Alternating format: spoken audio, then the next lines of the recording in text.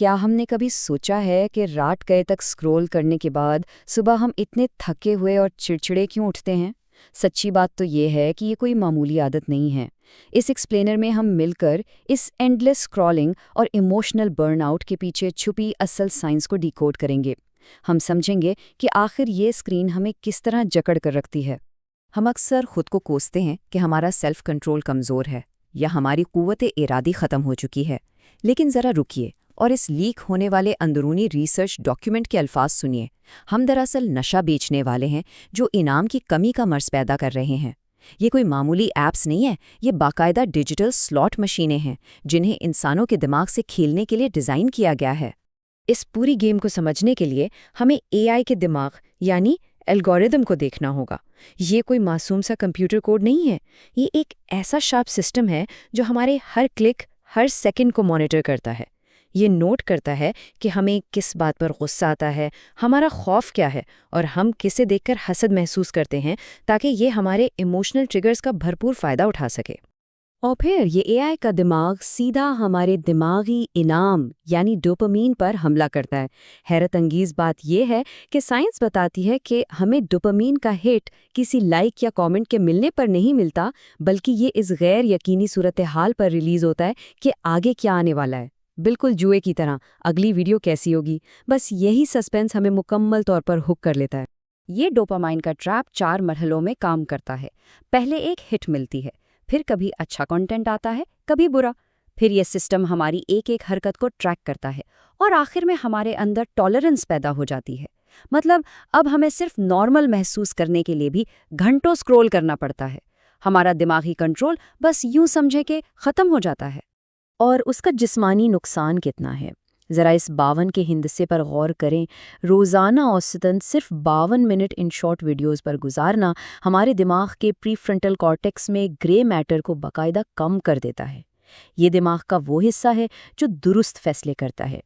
یہ تبدیلیاں 100% ویسی ہی ہیں جیسی کسی سخت نشے کی لت میں مبتلا شخص کے دماغ میں ہوتی ہیں۔ موازنہ کی بیماری۔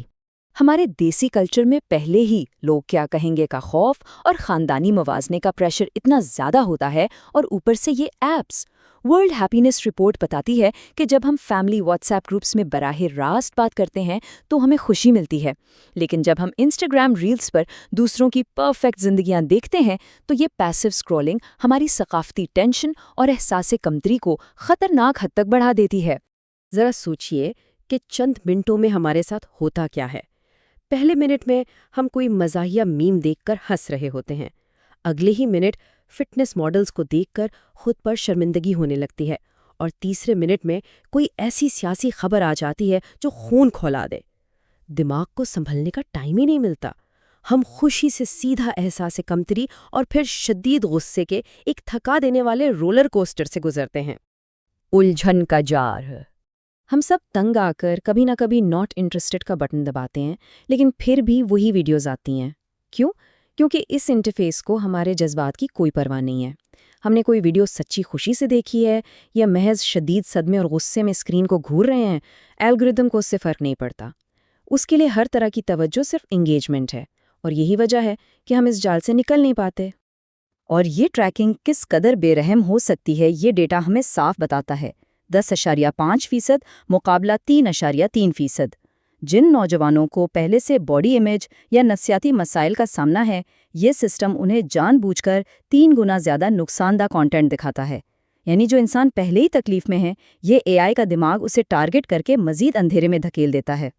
اسٹینفورڈ یونیورسٹی کی تحقیق اس مینیپولیشن کا ایک اور خوفناک پہلو سامنے لائی ہے۔ یہ الگوریتھم محض 1 ہفتے کے اندر مختلف لوگوں یا گروہوں کے بارے میں ہمارے جذبات کو 2 پوائنٹس تک مکمل طور پر بدل سکتا ہے۔ یہ صرف ہمیں ہماری پسند کی چیزیں نہیں دکھا رہا، یہ فعال طور پر ہمارے نظریات اور ہماری سوچ کو کنٹرول کر رہا ہے۔ ڈیجیٹل آزادی کے عملی قدم۔ تو کیا ہم اس سسٹم کے آگے بالکل بے بس ہیں؟ بالکل نہیں۔ ہم اپنا کنٹرول واپس لے سکتے ہیں۔ سب سے پہلے گولڈی لاکس رول پر عمل کریں، یعنی اسکرولنگ دن میں 1 گھنٹے تک محدود رکھیں۔ اپنی فیڈز کو سختی سے فلٹر کریں، صبح اٹھتے ہی اور رات سونے سے پہلے فون کو خود سے دور رکھیں، اور حقیقی دنیا میں وقت گزاریں تاکہ ہمارے دماغ کا یہ زہریلا سائیکل ٹوٹ سکے۔